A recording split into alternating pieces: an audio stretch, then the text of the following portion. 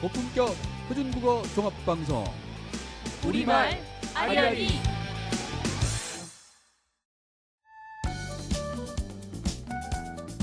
세상을 통해 들여다보는 도담도담 우리말.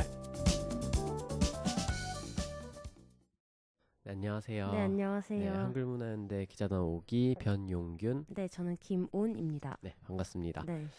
저희가 오늘도 이제 하나씩 기사를 준비해 왔잖아요. 네. 네, 저는 이제 지난번에 제가 말모이에 관한 기사를 썼다고 말씀드렸는데 네. 그 기사가 이번에 올라와서 한번 그 기사를 소개해 드리려고 이번에 제 기사를 가지고 와봤어요. 네. 말모이 영화에 대한 내용 조금 하고 그 말모이가 영화 소재로 삼은 그 말모이 사전과 조선어학회 사건 약간 네. 이거에 대해서 기사를 썼거든요. 이런 내용이고 김훈 기자님은 어떤 거 준비하셨나요? 네, 저는 안 그래도 말모이 영화 저번 주에 추천해 주셔서 보고 왔거든요. 네, 그래서 이제 그걸 보고 약간 한글 학자들에 대한 관심이 좀 생겨서 네, 마침 사기 선배님들 기사 중에 이제 최초의 외국인 한글 학자에 대한 기사가 있더라고요. 그래서 그것을 소개하려고 합니다. 네, 그러면은 제가 먼저 소개를 해볼게요. 네. 제목은 이제 우리말 사전의 시작 말모이라고 지었는데 네. 이제 올해 첫 그 한글 우리말에 관한 영화예요, 말모이가. 네. 이제 근데 사람들이 말모이가 뭐지? 이러실 수도 있는데 말 그대로 이제 우리말을 모은다는 뜻이 담겨 있는 말이자 그 우리나라 최초의 국어 사전을 일컫는 말이에요, 말모이가. 이제 실제 주시경 선생께서 제자들하고 1911년부터 편찬을 준비한 우리말 사전이 이제 말모이고 거기에 조선어학회 사건을 기반으로 해서 재구성한 영화가 이제 영화 말모이거든요. 네. 이 주시경 선생님이 돌아가시면서 남긴 말모이의 원고를 이어받은 조선어학회 이제 조선어학회가 그 사전 편찬을 이어나가는 것이 영화의 주된 내용이죠. 영화를 보셨으니까 아마 아실 텐데 네. 그게 주된 내용인데 이제 그 영화 당시의 배경이 40년대잖아요. 네. 그렇다 보니까 그때가 이제 일제 식민지 정책의 거의 가장 잔혹했을 일제 정점을 네네 찍었을 민족 때. 말살 정책 시기였잖아요. 네. 그랬다 보니까 조선말이 금지된 시기여서 네. 그 조선말이 금지된 조선의 땅에서 조선인이 그 우리말 사전을 만들어 나가는 모습을 되게 잘 담아내고 있어요, 영화에서. 네. 그렇기 때문에 좀 그 영화를 좀 드린 거고. 네. 그러면 영화를 보시기 전에 어떤 걸 아시면 좋을까라는 생각의 기사를 작성하면서 이제 말모이가 뭔지 알려드리고 거기서 주된 내용으로 다루고 있는 조선어학회 사건이 뭔지 이 두 개에 대해서 좀 알려드리면 좋을 것 같다는 생각의 기사를 작성한 거거든요. 네네네. 그럼 먼저 말모이 사전이 어떻게 시작이 됐는지 좀 알려드리면은 네. 주시경 선생께서 이제 문명 강대국은 모두 자국의 문자를 사용한다는 뜻을 품고서 네. 국문 연구를 하고 계셨어요. 네. 그러다가 띄어쓰기랑 표준어가 통일되지 않아서 글을 배워봤자 소통이 안 되는 거예요. 붙여쓰기, 이게 띄어쓰기가 제대로 안 되니까 네. 소통이 안 되겠죠. 그렇다 보니까 그것을 깨닫고 이제 1911년에 사전 편찬 작업을 시작하시게 되거든요. 네. 이제 이게 그 사전 이름이 말모이였어요. 근데 이제 주시경 선생님이 이제 이 사전 편찬을 다 마치지 못하시고 돌아가시거든요. 그러면서 일제 강점기에 들어서서 이제 사전 편찬은 중단이 되는데 그 이후 이제 15년 정도 지나고 1929년에 이제 조선어학회에서 조선어 사전 편찬회를 조직을 해요. 네. 그러면서 그 말모이를 이어받아서 사전 편찬 작업을 다시 재개하게 되는 거죠. 그리고 이제 그럼 사전을 만들 거면 사전에 글을 써야 될 거 아니에요. 네. 그러면은 그 글을 표기하기 위해서 1933년에 그 한글 맞춤법 통일안이라는 책을 발표를 해요. 그리고 또 이제 하나의 사물을 두고서 지역별로 사용하는 말이 다 다르잖아요. 방언도 네네. 있고. 그렇기 때문에 조선어 표준어 사정안을 발표를 하죠. 이 두 개를 먼저 발표를 하고 이제 사전 작업에 들어가는 거죠. 그래서 이때 발표한 어휘가 무려 이제 9,547개가 되며 그 지정된 표준어는 6,232개예요. 와, 정말 예, 많네요. 엄청 이때 논의를 3년에 걸쳐서 125회 가량 했다고 해요. 네. 이제 그리고 이제 지역별로 의사소통이 되도록 사투리도 이제 사전에 실차 네. 이런 말이 나오면서 이제 당시에 그 조선어학회 기간지인 한글이라는 기간지에다가 네. 광고를 실게 되는 거죠. 전국에 사투리를 모집합니다라고 실으면서 이게 이제 전국적으로 학생들에게 되게 많은 지지를 받게 돼요. 그러면서 전국의 14개의 학교에서 이제 500여 명의 초중학생들이 참여하면서 이제 자신의 지방에서 쓰는 그런 단어들을 기록해서 보내주는 거죠. 네. 그렇게 되면서 이제 전국의 사투리를 모으게 되고 성공을 하게 되죠. 그래서 이렇게 진행된 사전 편찬이 이제 진행되듯 하다가 이제 조선어학회 사건이 일어나면서 사전 편찬이 중단이 되고 독립을 한 이후에 이제 우리말 네. 큰 사전이 나오게 되는데 그러면은 조선어학회 사건이 뭔가를 좀 알려드리면은 이제 그 3, 40년대 일제 강점기 3, 40년대는 이제 일제 탄압이 아까 전에 말씀드렸듯이 되게 절정을 이루던 시기였잖아요. 네. 그래서 일본은 이제 조선의 완전한 지배를 위해서 그때 당시에 뭐 창씨개명, 네. 뭐 신사참배 등 이런 것들을 진행했잖아요. 그러면서 가장 강력하게 일제가 그 막아섰던 게 조선어를 사용하는 거예요. 조선어 사용을 금지했죠. 네. 이거는 철저하게 막았는데 이제 그런 정책을 추진하고 있는데 조선어학회는 이에 완전히 반한 조선어 사전을 만드는 거잖아요. 네. 그렇기 때문에 눈에 가시였겠죠. 그들의 입장에서는. 그렇기 때문에 이제 1942년에 조선어학회 회원들을 민족 독립운동 단체로 규정을 하고 이제 내란죄 중에 가장 심한 죄를 적용을 해서 다 긴급 체포를 하게 됩니다. 그렇게 되면서 이제 1943년 4월까지 총 33명이 검거되는 이 사건이 이제 조선어학회 사건이다라고 하는데 네. 이때 이제 뭐 국어학자 이윤재 선생님, 뭐 한글학자 한징 선생님들이 다 함흥 형무소로 잡혀가서 거기서 복역 중에 이제 옥사를 하게 되세요. 네. 이게 이제 안타깝게도 이제 그 사전 편찬 되게 막바지에 일어난 일이라서 사전을 만들 수도 있었는데 일제가 막아선 것 때문에 안타깝게 그때 당시에는 이제 못했고 그때 이제 살아남은 조선어학회 회원들이 광복 이후에 석방이 되잖아요. 네. 석방되고 나서 운 좋게 1945년 9월 8일에 그 경성역 창고에서 조선 총독부에 압수당했던 그 우리말 사전 원고가 우연히 창고에서 발견이 된 거예요. 실화였군요. 네, 그게 다 아. 실화였던 거 이제 재구성을 한 거죠. 그것도 역시 경성역 창고에서 발견이 돼서 사전 편찬 작업을 이어나갈 수 있게 됐고 네. 이제 1947년에 조선말 큰 사전 제1권 네. 이게 나오게 된 거죠.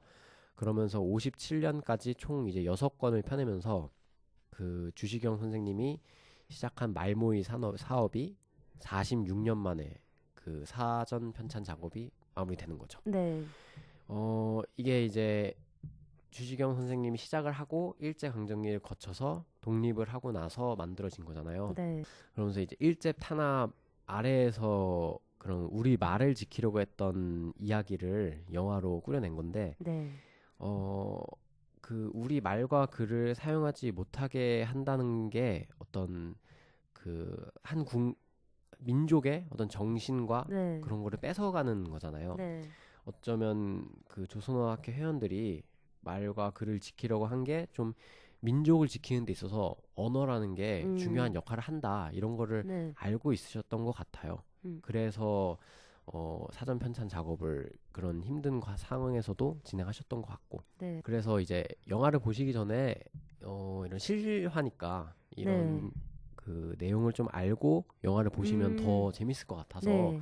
영화를 보시면서 물론 허구인 내용도 당연히 있죠. 영화니까. 네. 근데 그 안에 있는 실제 실화 내용들을 알고 들어가시면 저거는 실제로 있었던 일이구나. 약간 이런 거를 영화를 보면서 생각하시게 되니까 좋을 것 같아서 한번 이번에 소개를 하려고 가져와 봤습니다. 저도 보면서 네. 어디까지가 실화지라는 의문이 계속 네. 들더라고요. 왜냐면 너무 영화 실화이긴 내용이, 네. 영화지만 너무 영화 같고 극적이잖아요. 내용들이. 네, 되게 잘 만들었다고 생각을 했습니다. 네. 지난번부터 말씀드리는 거지만 뭐 시간이 되시면 보셨으면 좋겠어요. 네, 그거는 진짜 저도 한번 보니까 왜 그렇게 추천하셨는지 정말 알 것 네, 같더라고요. 괜찮은 영화예요. 되게 너무 막 상업적으로만 낸 것 같지도 않고. 네. 네. 그리고 한글과 우리 한국말을 진짜 사랑해야겠구나가 네.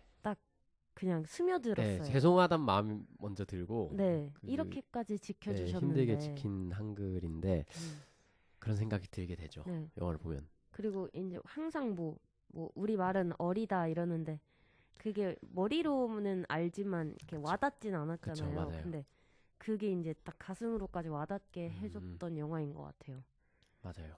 음. 그 항상 이런 되게 많잖아요. 일제강점기를 배경으로 한 영화들이. 네, 볼 때는 저런 저랬구나 막 이런 걸 항상 생각하면서 뭔가 멀게 느껴지면서도 사실 생각해 보면 얼마 안 됐어요. 맞아요. 진짜 얼마 전이에요. 네, 저희 대학생들 평균 나이로 치면은 보통 할머니 할아버지 세대가 그쵸. 일제강점기 시대를 아마 그 일제강점기 막바지 혹은 이제 6.25 그 당시에 이제 할아버지 할머니 세대니까 정말 얼마 전이거든요. 진짜 얼마 안 네. 됐어요. 네, 그런 걸 보면은 그 힘든 시기에 지킬 것들이 많았을 텐데 네, 그 중에 우리 말을 지키려고 노력한 사람들이 있구나라는 생각을 하면 말이 그만큼 중요한 것 같아요. 네. 언어라는 게 민족성을 나타내는 것 같고.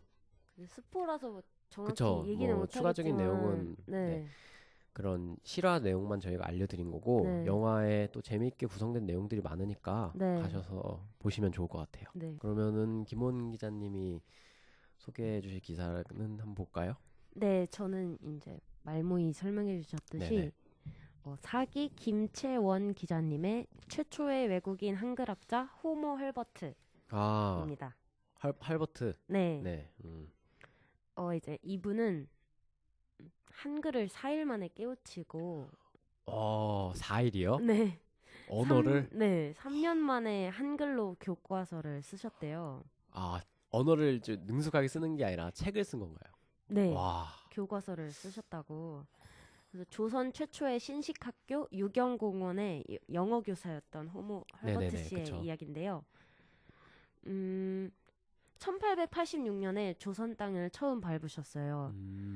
근데 뭐 헤이그 제사의 특사로 뭐 우리나라 나머지 특사의 입국을 도왔고 또 조선 억압의 실태를 알리고자 수차례 미국과 소통하려 하셨고 또 당시 전국 세금의 약 1.5%를 독립운동 지원금으로 낼 정도로 되게 한국을 사랑한 외교관이셨으면서 네네네네. 이제 최초의 외국인 한글 학자이기도 하셨대요. 그리고 이제 그는 최초의 한글 교과서 3인 필지를 편찬했다고 합니다. 그리고 한글의 로마자 표기 있잖아요. 네네네. 그것을 연구한 큰 업적을 남기셨다고 합니다. 그리고 여러 논문에 한글을 배우기 쉽고 과학적인 문자로 언급하기도 하셨습니다. 그리고 1903년에는 그 미국 스미스소니언 협회 연례 보고서가 있는데 네네. 그곳에 이제 훈민정음이라는 영문 논문을 기고해서 이제 대중이 의사소통하는 매개체로 한글이 무려 영어보다 훌륭하다며 그 우수성을 알리셨대요. 정말 한국을 사랑하셨어요. 네, 그런 것 같아요. 네. 그리고 이제 1908년까지 총 15권의 한글 교과서를 펴내셨는데 아까 말씀해주신 뭐 주시경 선생님과 한글 연구를 함께 하셨다고 합니다. 그래서 우리 글의 띄어쓰기와 점찍기 있잖아요. 이것을 도입하셨대요. 이분께서. 그리고 고종에게 건의해서 국문연구소도 만드셨고. 네네네. 이것만 들어도 그냥 저 반성하게 돼요. 외국인도 우리 한글을 지키려고 이렇게 네. 노력을 하시는데. 그리고 혹시 3인 필지 보신 적 있으세요? 아니요. 저는 본 적이 저도 없어요. 기사 보면서 처음 알았는데 네네. 이제 3인 필지라는 뜻이 선비와 백성이 모두 알아야 할 책이라는 뜻으로 세계 지리, 천체, 각국의 정부 형태와 인구를 한글로 작성한 세계 지리 교과서입니다. 지리군요. 네. 그래서 이제 헐버트 씨께서 유경공원에서 학생들에게 외국어나 뭐 지리, 서방 세계 물정을 가르치던 중에 한글로 된 교재가 필요하다라고 판단해서 제작한 것이었습니다. 네. 그래서 3인 필지는 아무래도 외국인 스스로 깨우치고 책을 제작할 정도였으니까 이 편찬 자체로 한글이 익히기 쉬운 글자임을 그쵸. 증명한 셈이라고 할 수 있다고 그쵸. 합니다. 그리고 이제 자세하게 뭐 어떻게 어떤 표기법이 상세히 적혀 있고 그런 것들이 나와 있거든요. 그래서 이제 이것은 기사로 확인하시면 네네네. 좋을 것 같습니다. 뭐 로마자로 어떻게 표기했다 이런 것까지 세세하게 되게 기사를 작성해 주셨어요. 그리고 이제 마지막으로 말씀드리고자 하는 것은 이제 호머 헬버트 씨께서 한글보다 위대한 문자는 없다라고 한글 연구 중 네, 맞아요. 말씀을 그런 말은 하셨습니다. 네, 네, 이것도 막 국어 교과서나 이런 데서 봤던 것 네, 같아요. 봤어요. 이 말을. 직접 뭐 15권의 교과서를 편찬해 가면서 한글로 다양한 지식을 전하고 한글의 우수함을 세계에 알리고자 노력하신 이런 분을 보면서 우리나라의 맞춤법 파괴의 문제와 외국어 남용이 만연해 있잖아요. 그렇죠. 그래서 이제 이분의 한글 애정을 다시 한번 생각해 보면서 우리의 언어 습관을 돌아보자라고 끝내주셨습니다. 참 4일만이라고 하셨나요? 네, 4일 4일 만에 물론 그 끝내셨대요. 언어적 능력이 뛰어나신 것도 있겠지만 열정이 그런 것도 있고 또 한글이 깨우치기 그만큼 좀 쉽다라고 네. 할 수 있죠. 과학적으로 되게 간단하잖아요. 맞아요. 솔직히 글자가 뭐 소리 나는 대로 다 표현을 할 수 있으니까 과학적으로도 뭐 워낙 증명이 된 거고 네. 참 그런 걸 보면은 외국인도 네. 자신의 조국의 언어보다 네. 글자보다 한글을 더 사랑한 걸 보면은 네. 참 대단한 것 같아요. 저도 대학교에서 이제 수업을 들을 때 뭐 한국에 관한 콘텐츠로 뭐 영상을 만드는 대회가 있었는데 1등 수상자를 발표하는데 러시아인이었어요. 아 진짜요? 네. 근데 오. 너무 그 딱 콘텐츠를 보면서 왜 1등 했는지 알겠다 할 정도로 그 한국에 대한 그 애정과 그 느껴지더라고요. 그리고 특이했던 게 한국말이 너무 좋았대요. 그래서 나와서 소감을 얘기하는데 진짜 그냥 가려놓으면 몰라요. 너무 그런 능숙하게 거예요? 얘기하는 거예요. 그래서 저분 보면서 되게 뜻깊었던 그런 그쵸. 시상식이었어요. 그거 뜻도 봤을 있고 때. 뭔가 반성하게 되는. 네. 참 역시 그 시대는 참 외국인들도 네. 우리나라를 위해서 힘을 써줬네요. 네. 이제 저희도 이제 지금 시대에 그런 외국인 분들도 계시니까 그쵸. 한국에 대한 애정을 가지고 한국말을 아끼고 이번 연휴 때 말모이 다 보시고 네. 결국 말머리로. 네. 네, 아무튼 오늘은 이렇게 좀 한글을 네. 지키고 좀 사랑하신 분들에 대한 네. 내용을 소개하게 됐네요. 네. 네, 저희가 이번 주에 가져온 소식은 이렇게 두 네. 가지고요. 또 다음에도 좋은 기사로 찾아뵙도록 하겠습니다. 네. 네, 감사합니다. 안녕히 계세요.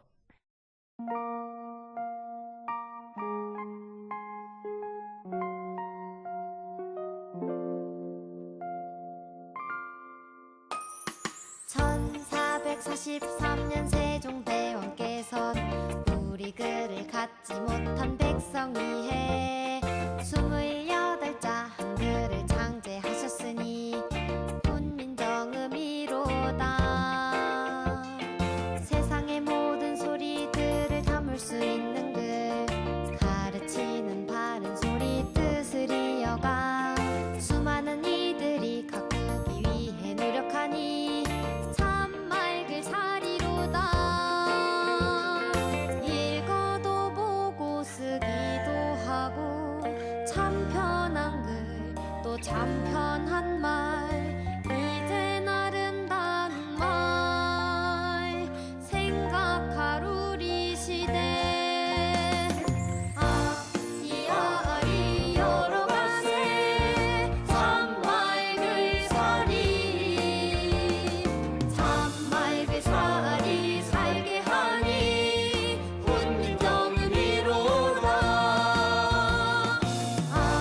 이아리 여러 가세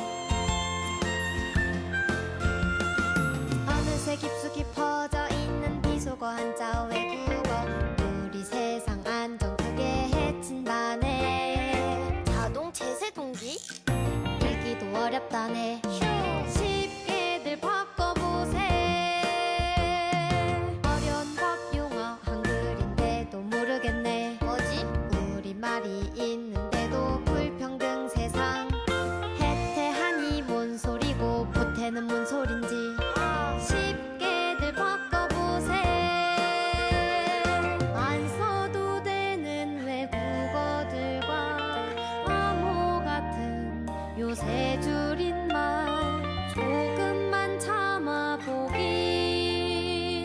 지켜갈 우리 시대 아리아리 열어가세 참맑은 살이 참맑은 살이 살게 하니 훈민정음 이로다 아리아리 열어가세 참맑은 살이 참맑은 살이 하다 보면 안전한 세상 아리아리 열어가세 참맑은 살이 참맑은 살이 살게 하니 훈민정음 이로다 아리아리 열어가세 참맑은 살이 참맑은 살이 살게 하니 훈민정음 이로다